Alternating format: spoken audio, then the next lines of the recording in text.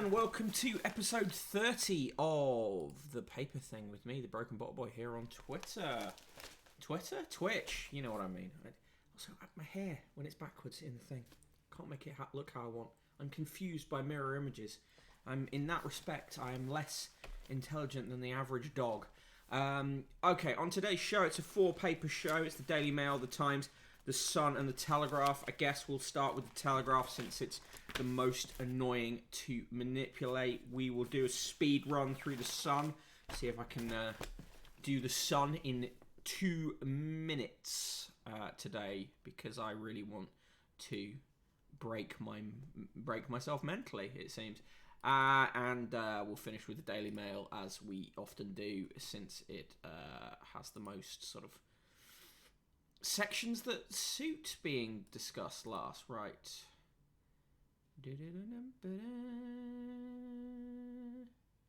Ooh, what's happened here? Let me see. What have we got here? Hey, Bad Motivator. Hello, Yuan. Hello, Auntie Dange. Good to see you. Hilarious action here. What's going on here? These need to go. Some of the wrong images in the image folder. Should never show you how the sausage is made. Right. Here we go. We're starting with the Daily Telegraph. Hey, Slinkmeyer. Hey, Studying Fangirl. Thank you for joining me. I was just saying, going to start with the Telegraph. We're going to do a speed run through the Sun today. We also have the Times and the Daily Mail. Use of weapons might be too hungover for the Telegraph. Let's see. Here we go. Front page of the Telegraph. Top of the shop is Celia Walden, of course, Piers Morgan's wife, saying, "Well done, Carrie. I tried to have a secret wedding too. You would if you were marrying Piers Morgan, wouldn't you?" On the right of that, Naomi Osaka, shock tennis star, quits French Open after media row. Well, actually, it's to do with her mental health. By the way, if you want or can cope with more Piers Morgan in your life, read today's newsletter, brokenbottleboy.substack.com, which is about his latest misogynistic harassment campaign of a prominent woman. Hey SK, how you doing? Good afternoon. Also to Industrial Pet. Right, also on the front page here, give third world extra jabs to halt variants is their main story. The picture, of course, is gratuitous shot of some young women, because the Telegraph is nothing more or less than a pervert with its nose pressed against the glass of British public life.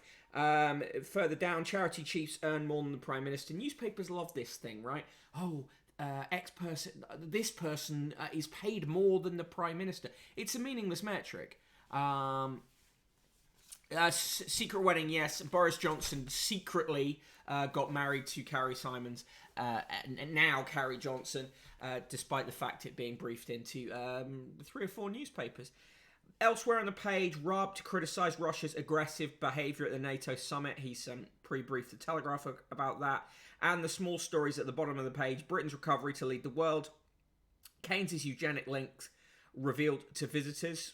No reason they shouldn't be. The scariest woman in British media, Sherelle Jacobs, says freedom of speech on COVID is in crisis. There's going to be some real eye-popping just madness in the Telegraph comment section today. Drama schools face sex abuse claims, and China lets families have 3 children. Good afternoon, Strang. Good afternoon, Red Tickseed. It is hot. Not in our flat, it's quite cool to the extent that I've had to put my hoodie on, but it is hot outside. Oh, thank you, Slinkermeyer. I really appreciate that. Yeah, I know. I'm sorry it was so enraging, but I'm glad you thought it was good nonetheless. Right, inside the paper, there is 3 life-size cast-iron sculptures of horses have been installed on a former site of Arborfield Garrison near Reading, which was established as an army veterinary centre before the First World War. They're pretty cool sculptures. Top drama school, which is Guildford School of Acting, is facing claims from multiple students of sexual abuse being prevalent at the school over the years. Helen Rohr of the British Actors Network has received more than 300 testimonies from actors who have been bullied, assaulted, or sexually harassed at drama school or in the industry. In generally, students from East 15 Drama School, part of Essex University, have also told Telegraph that teachers had made sexual comments to them during classes, and one woman said she and others felt that they had to agree to perform naked or in their underwear.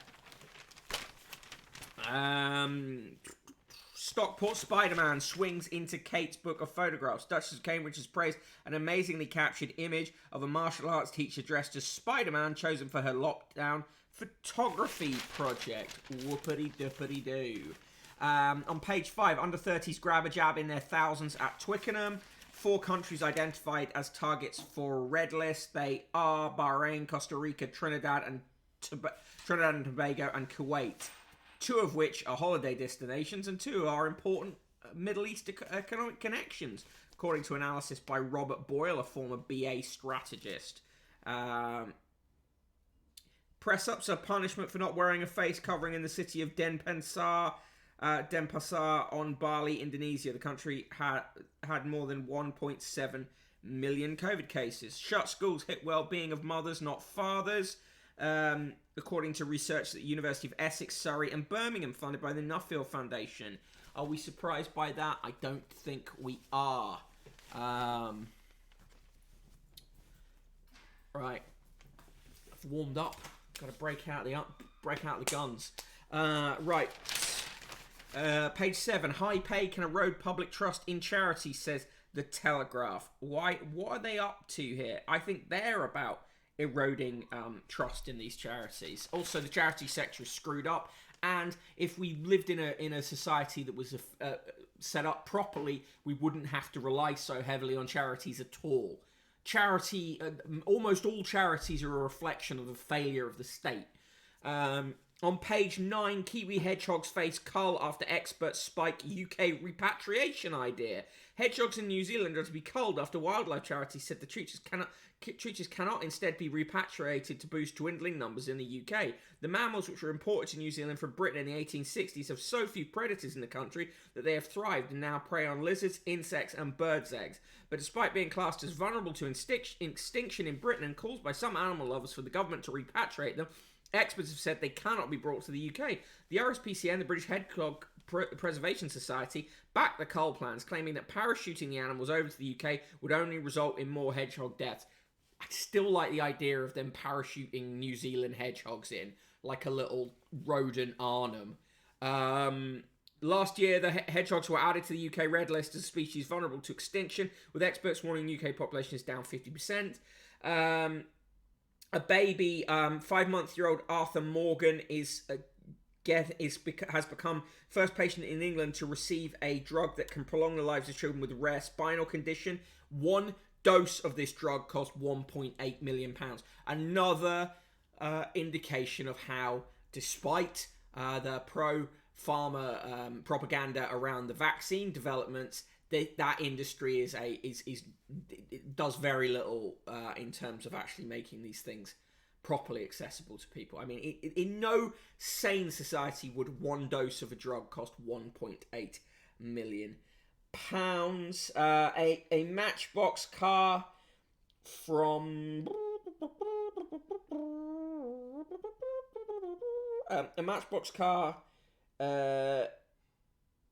from where is this car?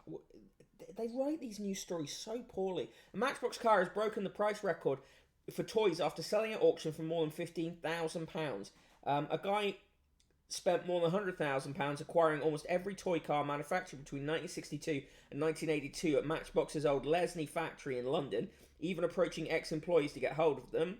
His hobby became so all-consuming that in 2000 he quit his job as a retail manager to set up Rockerton Toys, a full-time toy dealership.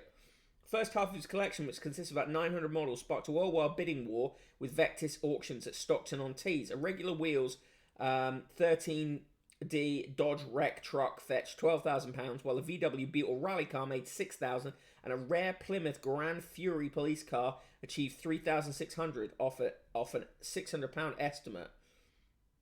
Well, there you go. But they're still not saying the actual one that sold for 15,000. Oh, okay. A super-fast Lincoln Continental pre-production trial model sold for a world record of £15,600, almost 8 times the estimate of £2,000. Remember with the estimate things, right?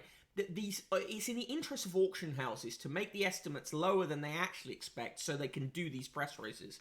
Halo jumping hedgehogs is a great idea. Keep them foreign hedgehogs out. Only British hedgehogs are good, says use of weapons. Sillingamaya, we're a theatre company who works with women with lived experience. The criminal justice system wouldn't need to exist as a charity if the CJS wasn't so fucked. Yeah. Matt Ford said Farmer was a good thing, says Dan Jones 3142. Yes, but Fat Maud says a lot of things. Hodgehegs. Keynes had a dark side, a supporter of racist eugenics, says his own trust. Love this, the Telegraph making a big deal of the fact that he was a left-wing economist. Has been devoured by his owners. Charleston Visitor Guide flags his problematic views. Basically, they've decided to add to the Visitor Guide at Charleston Farmhouse, which is a museum about the Bloomsbury Group. They've added a thing that says, Keynes' ideas are still respected today, but there is a darker side of beliefs that needs to be addressed. He was a supporter of eugenics, a racist, ableist, and classist theory that the genetic quality of the human race could be improved through selective breeding and sterilization. He was concerned with the growing populations of non-white people. Keynes advocated as chairman of the Malthusian League, Jesus, that quality should be considered in relation to breeding of future populations, and argued that racial wars or global segregation could be supported to protect our standard of life from injury at the hands of more prolific races. The Charleston Trust, which is now reopened, tells visitors it's not a pleasant aspect of the Bloomsbury history. It's important to remember that these were real, multifaceted people. If we want to fully understand their lives and accurately assess their impact on history, we must acknowledge their beliefs. Professor Robert Toombs, a Cambridge historian, it's always him, said the re-examination of Keynes was an example of the revolution devouring its children. Keynes is the most important modern economist whose arguments are the foundation of progressive economic policies to combat poverty and unemployment. Perhaps the woke will soon start to realise that not all objectionable views come from conservatives. Jesus Christ. Liz Truss is trying to get all government funding removed from Stonewall, and to make them not be involved in Stonewall's diversity campaign. Turf. Here's a really good picture of an owl doing owl shit. A bar-headed owl grabs a frog at Jinfo Mountain National Reserve in Chongqing City, southwest China. Like, that's a badass picture. Triz lost, says use of weapons. Democrats stage walkout to block bill restricting voting rights in the US. Coalition allies brand Netanyahu unhinged. Wow, it took them a while to get to that. After years of mistrust, the right has finally turned its back on Bibi, says Nadav Ayal, who is a leading Israeli journalist and columnist of Israeli daily Yediot Aronot. Studying Fangirl, you can tell me if I completely screwed up that word there. Triz Lust sounds like a queer porn performer. Someone should take on that name. Armed French former soldier arrested after shootout. A former soldier who opened fire on French gendarmes when they tried to arrest him was finally in custody last night after a huge manhunt in a forest. Le Lardin Saint-Lazare, a small village of 1,800 where the attack took place, had been on lockdown for 2 days while police combed the woods for the suspect who was heavily armed. The man, named as former soldier Terry Dupin, 29, was wounded after a shootout with police before taken into custody, according to the government's top official in the Dordogne. The individual was neutralised. Neutralised means that during retaliation fire he was injured. He is currently in the hands of emergency services who will take care of his health, said Frédéric Perissat, the prefect of the region in southwest France. The way they've translated that reads very odd. Turkish spies have seized the nephew of US-based cleric Gulen. Turkey announced yesterday that its spies had abducted a nephew of the US-based Muslim cleric Fethullah Gulen, a long-standing enemy of President Recep Tayyip Erdogan, and brought him back to Turkey to face charges. Anadolu, the Turkish state news agency, said that Saladin Gulen had been returned to Turkey by the country's national intelligence organization, but did not give further details of the operation, such as where it took place. However, Mr. Gulen's wife disclosed that they had been living in Kenya, and in a recent social media post said she had not heard from her husband, a teacher, since May 3rd. Ankara has accused Fethullah Gulen of orchestrating the 2016 coup attempt against Mr. Erdogan and has arrested tens of thousands of people associated with the preacher. His nephew, Saladin, is accused by Turkey of belonging to what they call the FETÖ terrorist organization, referring to Fethullah Gulen's movement. We will soon announce the capture of a very important FETÖ member. He is in our hands, Mr. Erdogan said on May 19th in an apparent reference to Saladin Gulen.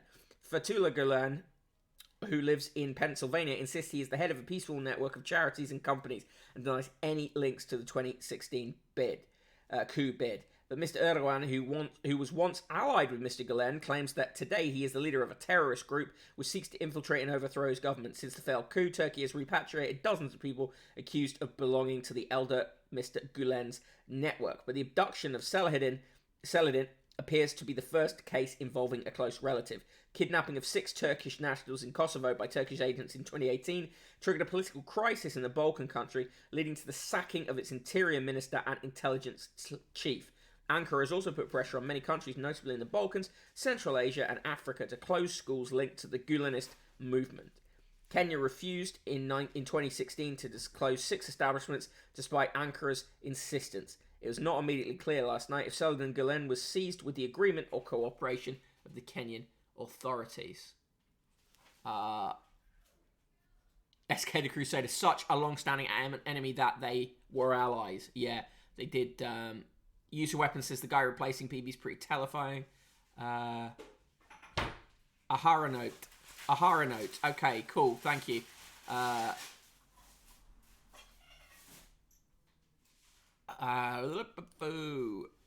Anyway, yes.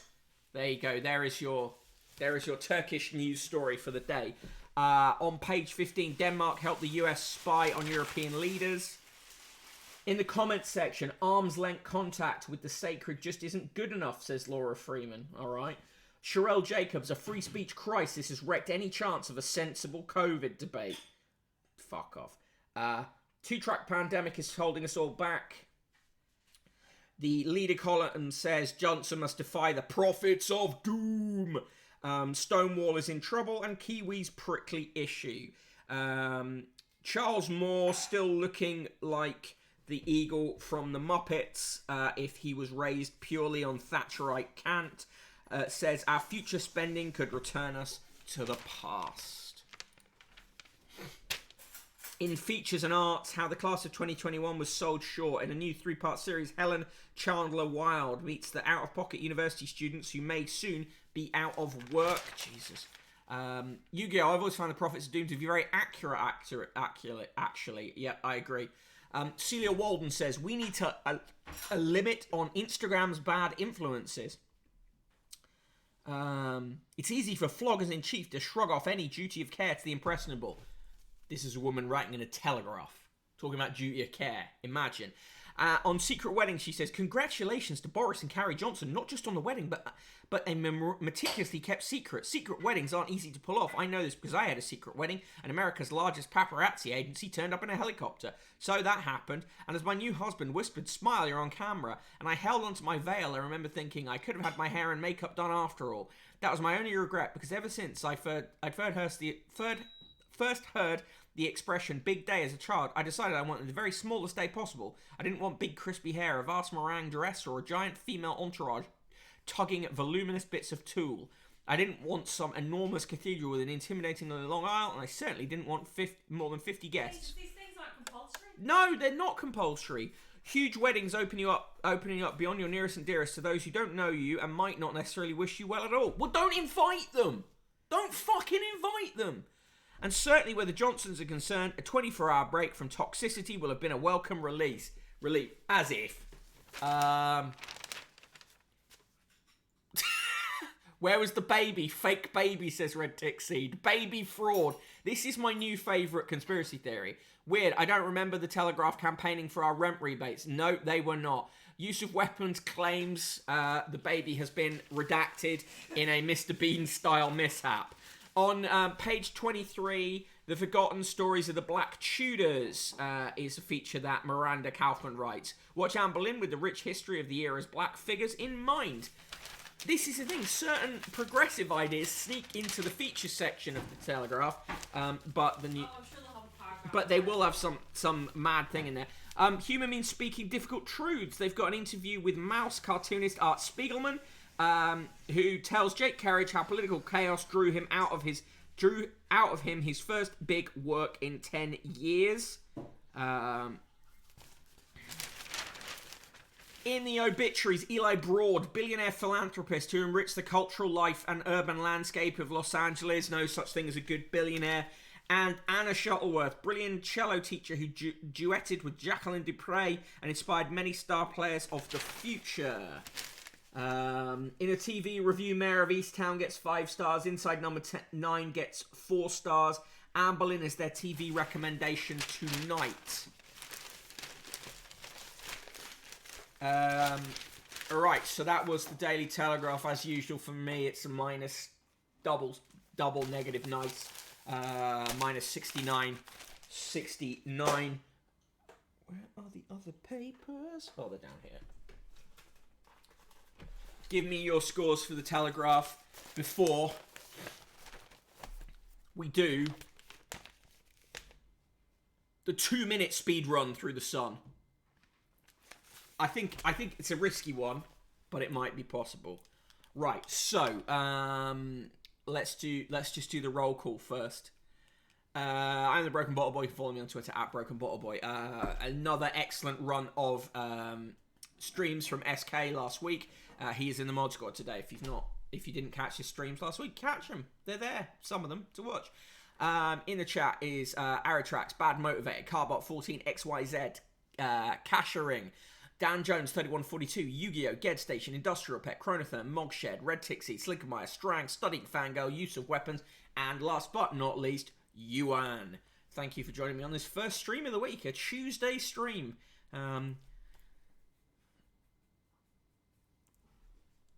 Yeah, they're still going on about Jab's army. Right, here we go.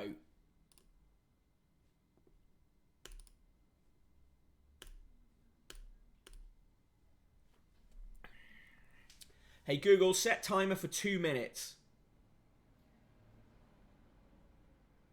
All right, 2 minutes. And that's starting now. Okay, front page of the Sun. Oh, they're still going on about Jab's army. Elsewhere on that page, classic tabloid story, Secrets of the Lockdown Mistress. Inside the paper on page 3 that isn't page 3, model Rocky Barnes looks an absolute knockout wearing clothes.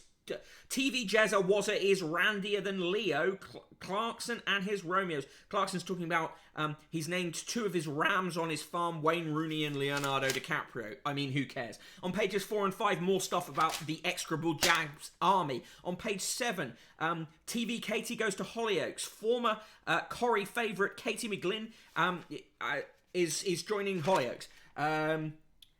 There's a double-page spread on the fact that it was sunny yesterday. The BAFTAs is coming up next week, so we've got something on that. Aldo Zilli says ministers must help struggling renters, not just homeowners. Correct. Adrian Charles, our sweet summer child, Adrian Charles says, Dear Bees fans, enjoy getting to the Premier League. You may find playing in it is less fun. He liked Mayor of Easttown, and he's going on about football. There's a whole spread on the Masked Dancer. On page 17, Gene Therapy Wonder, £1.79 million miracle jab saves baby. On page 19, Kevin Bacon pictured with some pigs. The headline is Bacon hams it up. Bottom of that page, Have a Go Hero 35 is beaten to death. Jesus Christ. Page 21, after COVID separation, reunion. A great-great-gran, a great-gran, a gran, a new mom, and a baby reunited. On page 23, Ed's TikTok of the Pops. He does a TikTok with your woman out of friends. Peer girl and gun. Ashcroft daughter-in-law faces cop death charge. On page 26, lonely mistresses claim they are hidden victims of lockdown. Jesus Christ. On pages 28 and 29, pandemic delays test on mystery lump 6 times. Then I was told I had cancer. I felt so angry, says Demi Jones from Love Island. The TV recommendation tonight is Anne Boleyn. In the biz, Gino's on the boil. Gino DeCampo is doing a dating show. Damn it. Couldn't do it in 2 minutes. Let's see if we can do it in a further minute.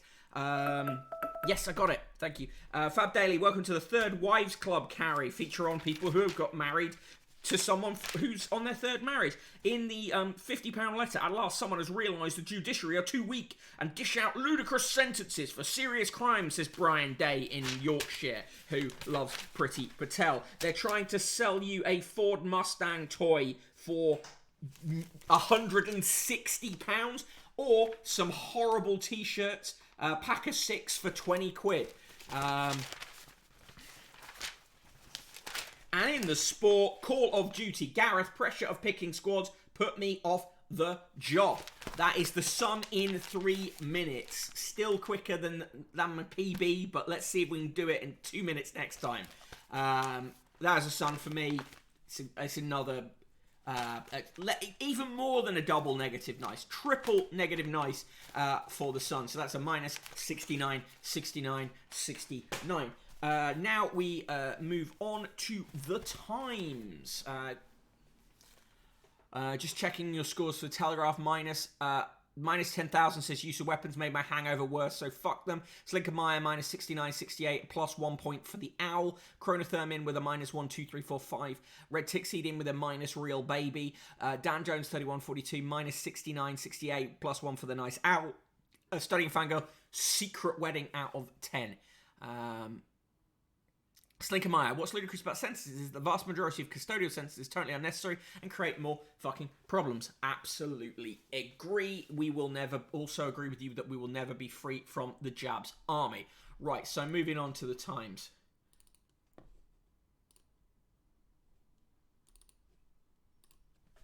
Alright, front page of the Times. High Anxiety Club, how the elite do stress is in the Times too. They're still trying to get you to get the Times delivered. Top of the shop in the main stories. Delay the unlocking, say scientists as they warn of third wave. Guess what? There's no way they're not going to do the unlocking, and it's going to turn out very badly. But of course, those of us who say that are part of the doommongers. Slinkermeyer rates the Sun as a quadruple negative nice, minus 69, 69, 69, 69 for the glowing orb of hate. Main shot on the front page of the Times is people walking across the River Wharfe in North Yorkshire with the ruins of Bolton Abbey in the background. On the right hand side, wake up call from beyond the grave is no cause for alarm. This is a fun story, but should it be a front page story? This is Ed Morrish, friend of the show, who discovered in his garage a alarm clock on which his mother had recorded at his request, "Get up, Edward," on it. So it would play "Get up, Edward" when the alarm went off. It was given to him when he went to university in 1998, and then went into the garage. His mother died in 2006, so this was the first opportunity for his children, aged 9 and 11, to hear their grandmother's voice. Cool story. Studying Fangirl, what was the Sun story about mistresses? Several mistresses claiming that they are the forgotten victims of the lockdown.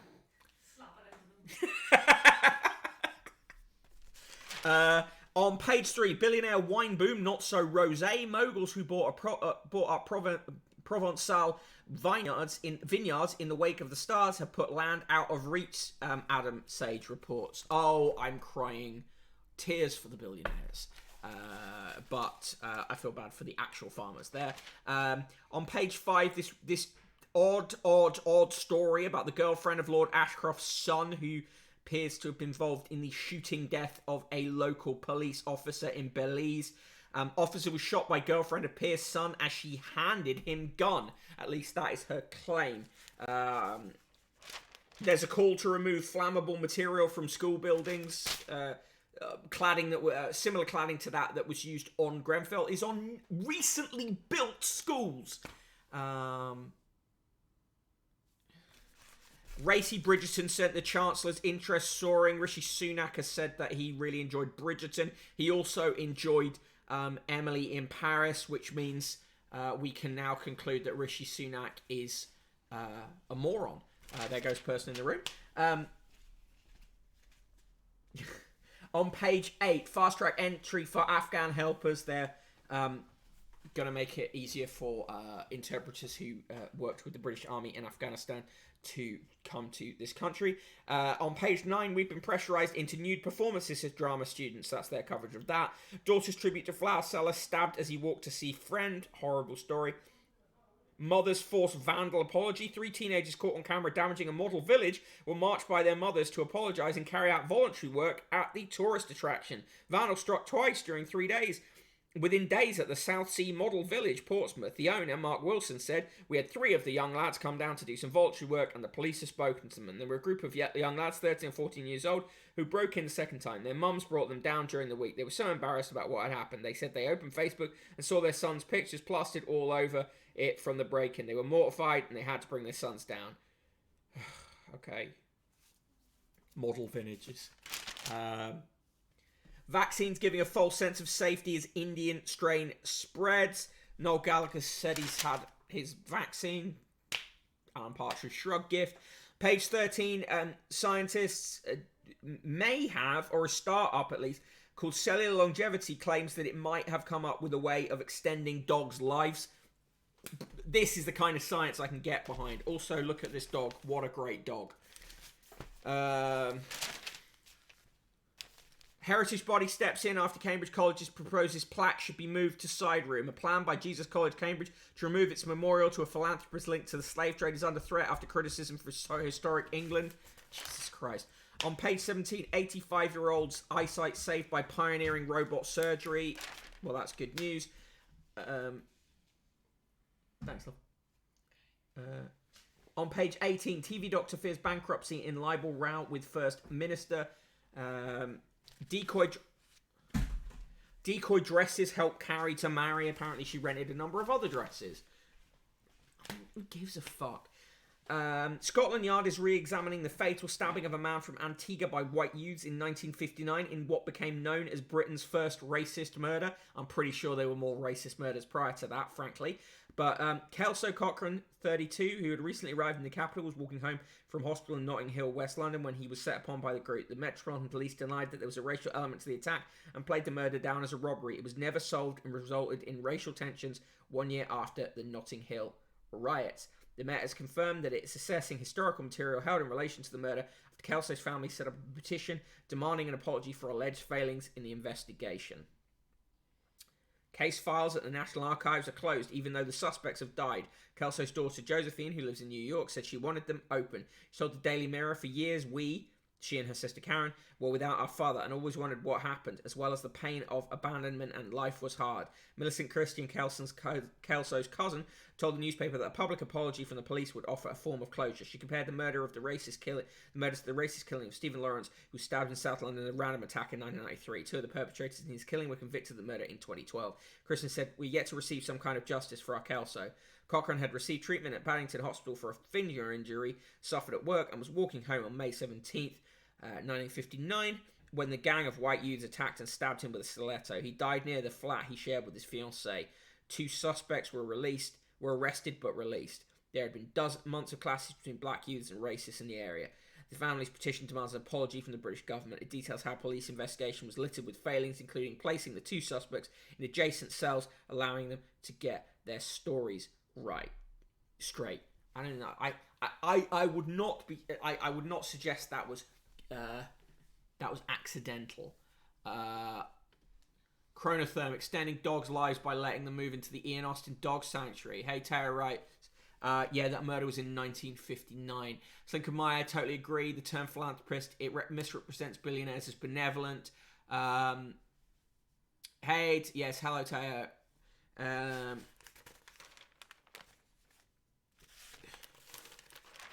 In the comments section, William Hague says we must stop barbaric crimes against women.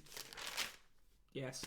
Melanie Phillips, Anders Breivik's favourite columnist, says the Cambridge's grace and charm is a royal relief, unlike the divisive and narcissistic Sussexes.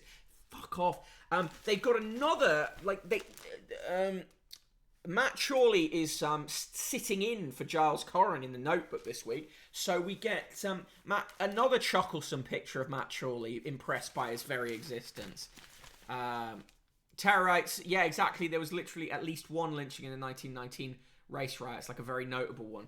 Yeah, I mean, this stuff, even when they try and tell this history, they don't tell it correctly. Times 2, front page of that. Stress but holding together. You've got high functioning anxiety.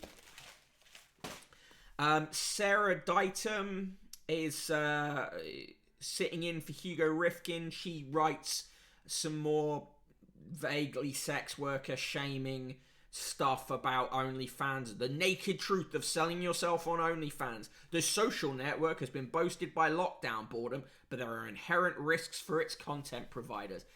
It's not a social network, is it?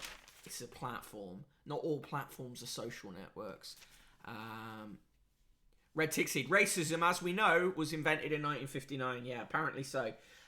There are a couple of interesting letters in the Times letters today. I don't normally bother with the Times letters, but, I'll just read you one. This one comes from Patrick Chalmers, who writes, I'm a former controller of BBC Scotland and former director of BBC World Service Television based in Hong Kong. The latter posting gave me an insight into the huge influence of BBC News in the region. I also spent much time in India and saw at first hand the trust and respect that the World Service enjoyed in the subcontinent. Like many, I suspect, of my colleagues will still serving or retired, I'm deeply saddened by the damage the BBC's reputation has suffered from the Martin Bashir imbroglio. And it must be asked how Lord Burt, who was Director General at the time of the Panorama interview, allowed all this to happen. When Lord Hall of Birkenhead, one of his successors as Director General, resigned as the Chairman of the National Gallery last month, he said leadership means taking responsibility. I trust that Burt will also take similar responsibility for his role in this sad and shaming affair. In the birthdays today, Gerald Scarfe is 85. He's a cartoonist, of course. Tim Bentinck, Earl of Portland. Do you know Tim Bentinck is the Earl of Portland? David Archer in The Archers. Oh, is he? He's the Earl of Portland. Yeah. There you go. Lady Jill Black of Derwent, DBE, Justice of the Supreme Court, is 67. Sir Colin Blakemore, Emeritus Professor of Neuroscience, University of Oxford, is 77. Johnny Bowden, founder of Bowden, is 60. Pat Boone, the singer, Love Letters in the Sand, 1957, and others, also an actor, is 87. Brian Cox, the actor, is 75. Ron Dennis, founder and chairman of McLaren Technology Group, is 74. Jason Donovan is 53. Dame Sarah Falk, High Court Judge and Judicial Commissioner, is 59. Lord Norman Foster of Thames Bank, the architect, is 86. Morgan Freeman is 84. Tom Holland is 25. Heidi Klum is 48. Professor Dame Parveen Kumar, gastroenterologist, president of the Royal Medical Benevolent Fund, Royal Society of Medicine until 2012, is 79.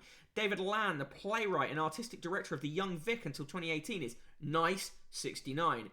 Eloise Letizier, singer-songwriter known as Christine and the Queens, is 33. Sir David McVicker, the opera and theatre director, is 55. Alanis Morissette is 47. Marcus Pearson, the co-creator of Minecraft, aka Notch, is 42. Robert Powell, the actor, is 77. Jonathan Price, the actor, is 74. John Pullinger, the chairman of the Electoral Commission, is 62. Tom Robinson, the singer-songwriter, is 71. Bob Seeley, Conservative MP for the Isle of Wight, is 55. Nigel Short, chess player, 56. Mark Tarpenning, co-founder of Tesla, is 57. Kip Thorne, theoretical physicist, Nobel Prize in Physics 2017, is 81. Ronnie Wood is 74. Baroness Lola Young of Hornsey, the actress and arts consultant, chairwoman of the Man Booker Prize for Fiction 2017, is 70. On this day in 1494, the earliest written record of whiskey and its distillation by a monk appeared in the Exchequer Rolls of James IV of Scotland. And the last word in the column today goes to Edith Nesbit, the writer and political activist from Five of Us and Madeline, 1925. It is a curious thing that people only ask if you are enjoying yourself when you aren't. The Earl of Portland went to UEA. Oh, okay. Tara writes, Sarah Ditum sitting in for Hugo Rifkin is deeply bad. Slinkermeyer, sex workers are selling a service, not themselves. Yes, yes, yes. Agreed. Use of weapons, listening to the Archers is reactionary. I've listened to the Archers on and off since about 7. So it's more like a disgusting addiction. Studying Fangirl. You're 23. Happy birthday to you. Happy birthday to Studying Fangirl and no one else. Agreed. This stream is now the Studying Fangirl anniversary stream. Red Tixie. Pat Boone, star of God's Not Dead 2. God's Not Deader. World news. Aging China is forced to allow 3-child families. Beijing punishes family of exiled Uyghur leader. Netanyahu fights to split coalition and cling to power. Toddler with an IQ of 146 is America's youngest Mensa member. IQ is a bad measure of intelligence, and it's culturally and societally biased. Who gives a fuck? Here is a nice picture of some elephants. Apparently, they've been menacing villagers. I am Team Elephant. President Biden's considering 2 women from the Kennedy family for ambassadorial jobs. Is he prepared to give jobs to donors and allies? Caroline Kennedy, President Kennedy's daughter, and a former ambassador to Japan, is being considered for Australia. And Vicky, widow of Ted Kennedy, for somewhere in Western Europe, according to Axios. But, you know, America got rid of royalty. Studying Fangirl says, fuck Netanyahu. Excellent. Channel 4 facing sale as Treasury seeks to cash in. That is bad news. David Whiten in the business pages says, it's a mistake to think all problems can be solved with extra investment. I mean, yeah, that's true, but it seems like a straw man. In the obituaries, Nick Downey, SAS trooper who specialised in explosives and medicines and later filmed award-winning accounts of conflicts around the world. He died on May 12, 2021. His obits in other papers have already gone out. Michael Parsons, unassuming civil engineer responsible for the design of the Severn Bridge, the first in a series of elegant suspension bridges, has died. He was 92. And B.J. Thomas, American singer who had a hit with Raindrops Keep Falling on My Head and whose faith helped with beating his addictions, has died. He was 78. Menacing Elephants sounds like a bad Marvel movie. I'd still probably watch it. Slinkermeyer offers uncritical support for those elephants. I agree. In the sport today, Osaka quits French Open. Southgate set to leave out Ward-Prowse. Athletes warned, wear our shoes or lose your deal. British athletes hoping to secure a place at the Olympic Games this summer are being forced to take a huge financial gamble because of shoe technology. While some athletes are rejecting contract offers from certain manufacturers so they can wear the market-leading super shoes from brands such as Nike and Adidas, others have been told that their existing deals with smaller companies will be terminated if they do not wear the products supplied to them. I mean, I'm not surprised. Like, those... I mean, am I... Right, anyway, that was the Times. For me... Just a single negative nice, minus 69.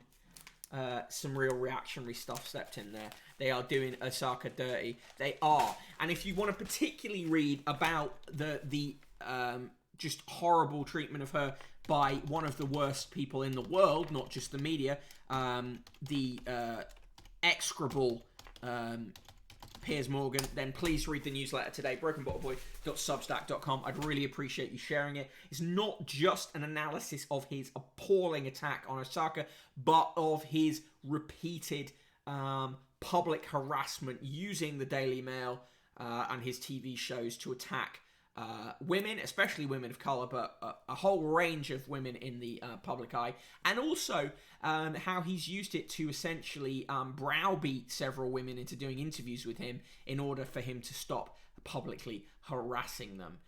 The only difference between Piers Morgan and a street harasser is profile and money. Right, we now come to our last paper of the day. It is the Daily Mail.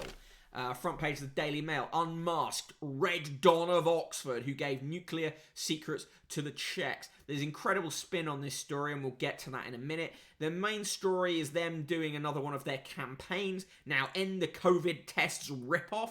And, of course, they talk about the sun, the weather. Oh, sorry, I need to put the image up. They talk about the weather, and they have taken to only putting the temperature in Imperial now. So they go with 77 degrees on the front page. Inside, hottest day of 2021. It's Outen This World, they say, putting in a gratuitous picture of Denise Van Outen in a swimsuit. And also, I'm pretty sure that this woman here in the bikini would probably not have wanted to be included in the Daily Mail. They haven't got round to connecting it to noted Czech agent Jeremy Krabobnin yet, but I wouldn't put it past them on that story. On page 4, how soup and shakes diet beats diabetes and high blood pressure, apparently. On page 5, they cover the Belize shooting. Death in Paradise. Ireland police chief shot by accident is the claim. On pages 6 and 7, this campaign about travelling. Don't price us out of holidays. On page 8, Boots boss. Let's start by axing VAT. Rishi is told to waive tax like our European neighbours do on the tests that are required. On pages 10 and 11, great jab scrum. Huge queues at Rugby Ground Vaccine Centre as anyone over 18 is invited, with 3 in 4 adults now having their first dose. The BBC boss who did care for Diana. Chairman wanted Bert to quit as Director General over Panorama debacle. This is Marmaduke Hussey. There's some dodgy stuff around Marmaduke Hussey, and it may be that the Daily Mail has forced me to write a newsletter about that. I will come to that later. On pages 13, 14 and 15, a 3-page special report by the Daily Mail Investigations Unit into a Don at Oxford, former Oxford Don who handed nuclear secrets to the Czechs. She says she didn't. She says that she had to talk to them because her ex-husband and her children were still in Czechoslovakia, and she never gave them anything of actual worth. She said it was just flannel. I don't regret it. Of course, the Mail frames that as how she confessed to the Mail. I don't see the huge value in them pursuing a... How old is this woman now? She's pretty old. She's 82. She lives in Tennessee. And they put the headline on it, Agent Marta briefed our Soviet friends, and she met her handler in Miss Selfridge. Jesus Christ. On page 10, we'll be safe from Taliban at last. Sanctuary for translator who was sacked for having a Kindle.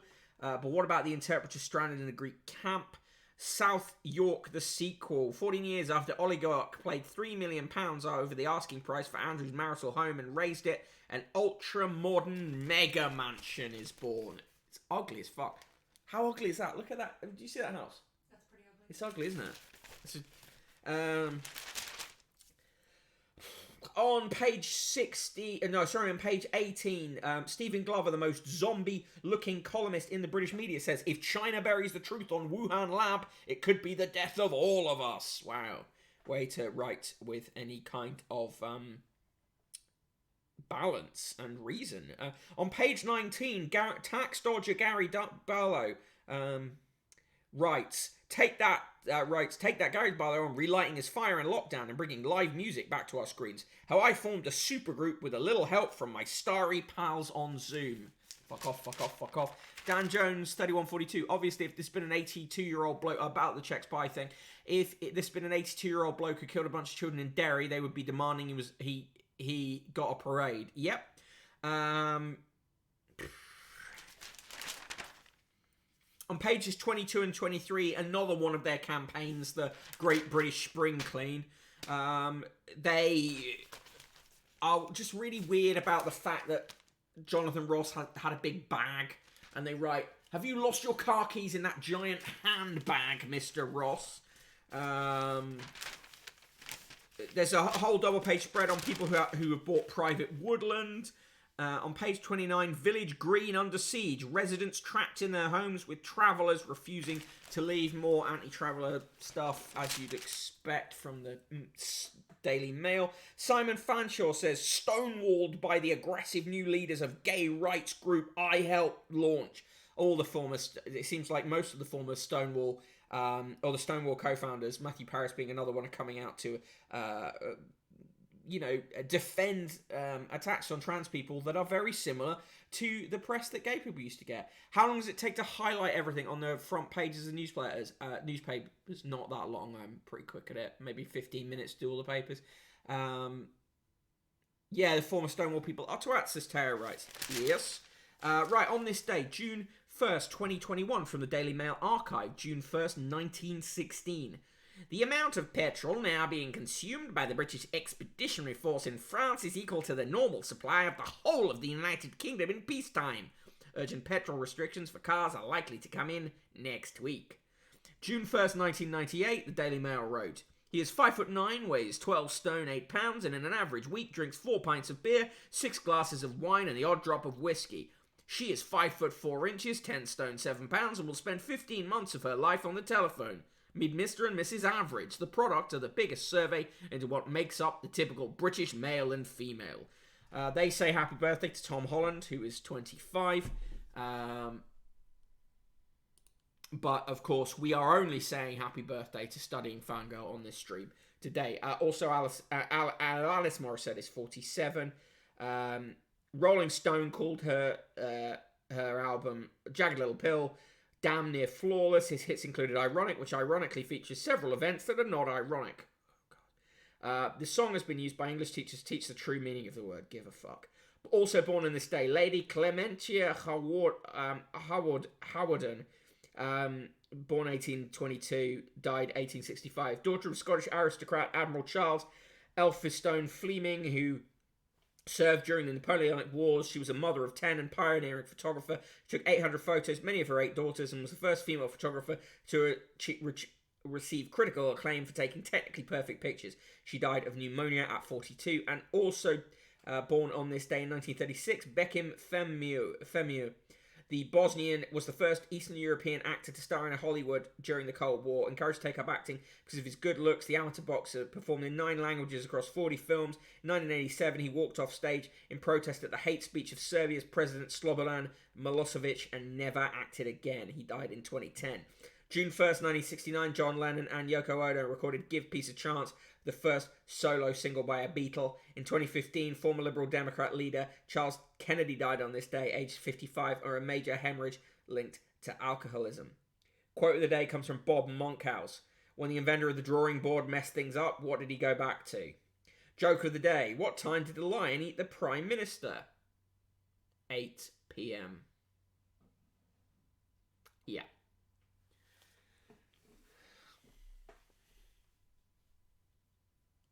Yes, Weird the Mail didn't pick another article from 1938. Yes, Tom Holland and you share a birthday, Studying Fangirl. Skipping through the good health section, can't cope with it today. In the TV news, Your Homemade Perfect gets 2 stars in the reviews. 24 Hours in A&E gets 4 stars. Their pick of the day is also Anne Boleyn.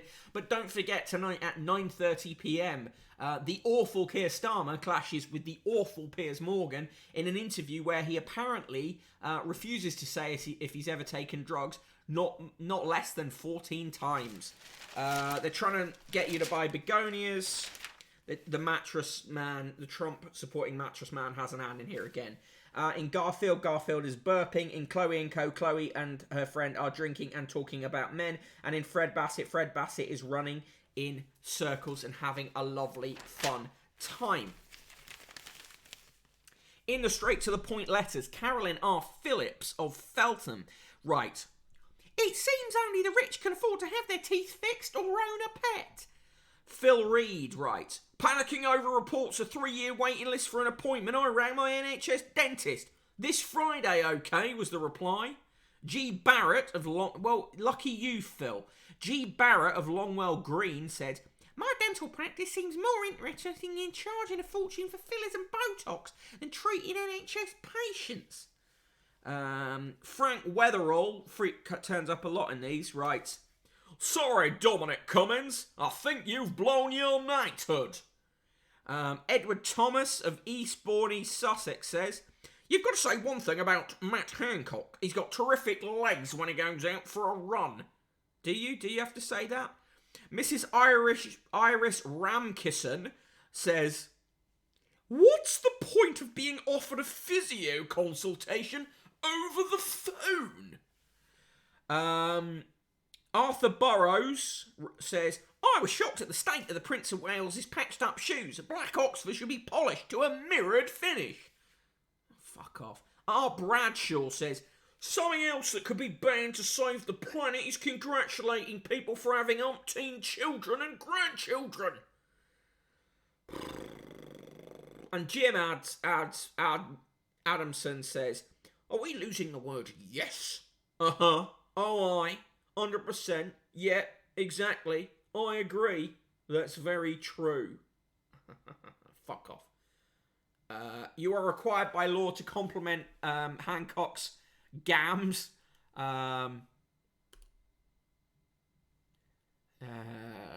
Industrial repair. I haven't had a dentist for a decade because I can't get an NHS one here, and they're prohibitively expensive. But sure, there's no issue with dentists. Yes, like Tara writes, I hate it here. Oh, yeah, all this modern vernacular, yeah. Yes, we'll persevere. Fuck off to everyone on that letters page, says Lincoln Meyer. Agreed, super agreed. That today's recipe of the day is a creamy salmon, leek, and potato tray bake, which looks fine. They're trying to sell you a magnetic bracelet that will solve arthritis. It's bullshit. Trying to get you to go on to visit the historical railways of the Isle of Man. The Ring of Kerry and wonderful Western Island. To be fair, the west of Ireland is lovely. Galway, Connemara and Ireland, stunning west. All great, but don't go on a trip organised by the Daily Mail's travel service. You spend your time with, if you want to spend your time with racists, just go to your local Wetherspoons. And on page 66, £45 pair of Genos. Gino Ginelli there. Azure, Nantucket, Sand, Ocean and Toffee are the colours that's available in. Dan Jones, 3142, just saying dental students are the worst people in the world, like medicine students, but exclusively private school and purely in it for the money. Strang, okay, to be fair, I'd like to visit the historic railways of the Isle of Man, but I'm weird. So would I, but not via the Daily Mail. Tara writes, okay, if I went on a Daily Mail trip, I wonder how many hate crimes I'd tally up.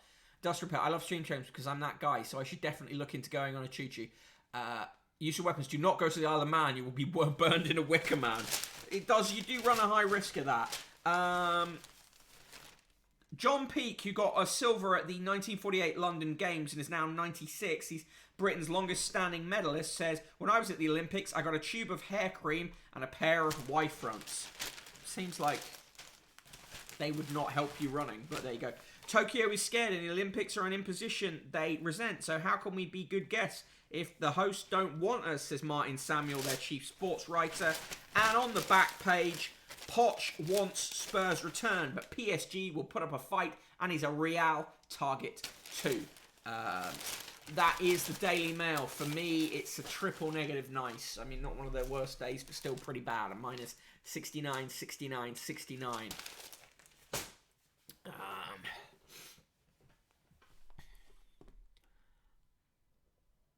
All right, so give me your scores for the Daily Mail as I do the final roll call of the day. I am the Broken Bottle Boy. You can follow me on Twitter at Broken Bottle Boy, also on TikTok at Useless Conquest. In the mod squad is SK the Crusader. Do get involved and watch his streams from last week, and I'm sure he will tell you when he is next streaming and what he is streaming about.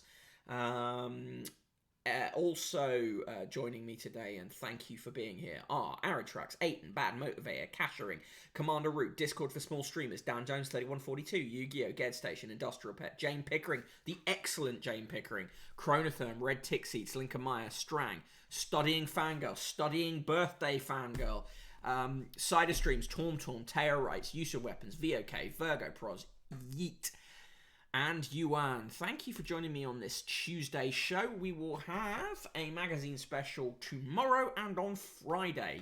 Tara Wrights rates the Daily Mail as a minus, however many people live on the Isle of Man. Slinker Meyer goes for the triple negative nice +1 for elephants terrorizing villagers. Valued subscriber Jane Pickering goes with the classic Jane Pickering 0. Arid tracks in with a 0. And a birthday greeting to Studying Fangirl for Yuan. Right, so If you would like to define what the the magazine specials are this week, there's 2 slots. Go to the newspaper fund, chuck in some coins. Coins. No coin. There we go. Chuck in some coins and tell me what magazine you want me to review in the comment thing on PayPal, and there's a very good chance I'll do that. I'll be back tomorrow at 1 p.m. for another exciting edition of the show, including a magazine review. So yeah. SK is on Studying Fangirl stream tomorrow to talk about conspiracy theories at 5 p.m. I will be tuning in for that. Cool. So thank you very much, everyone. We'll be back tomorrow, as I say, for a 3-paper and 1 magazine show. And in the meantime, another heartfelt happy birthday to Studying Fangirl, and have a good afternoon. Remember, of course, that the Discord is there if you want to talk to me or anyone else of this excellent stream gang in between shows. There's the link to it. Thank you, Ged Station. Appreciate it. Thank you, Industrial Pet. Thanks, Strang. See you all tomorrow. Do check out the Discord. And as I say, if you've not read today's newsletter, I think it's a decent one. Cheers for now, all.